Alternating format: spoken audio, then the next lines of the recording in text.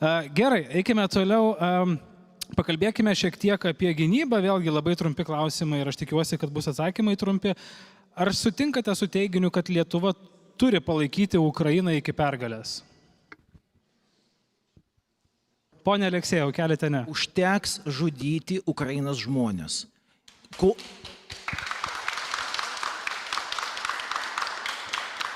Gerai. Užteks. Aš turiu labai daug draugų, kas žuvo Ukrainoje. Ir tai baisu. Užteks jos žudyti.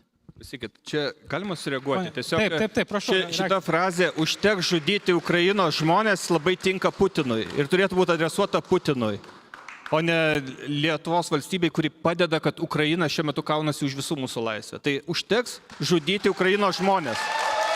Ir aš gerbiamojo... Čia vyksta nerealūs dalykai. Ir aš, jeigu galima, gerbiamojo kolegos paklausiu, kurioj pusėje žuvo jūsų tie draugai? Ukrainos pusė. Ar tikrai? Ar tikrai? Ar tikrai? Nes jūsų ideologija išpažįsta būtent Rusijos ideologiją. Gerai. Gal jūs galite... Ačiū. Gerai, ideologija iš kur jūs tą paėmėt? Ne.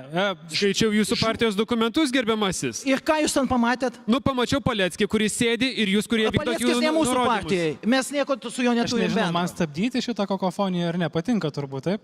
Gerai. Nu va, kaip gražiai visi sustoja. Supratau, gerai, ačiū. Gynyba.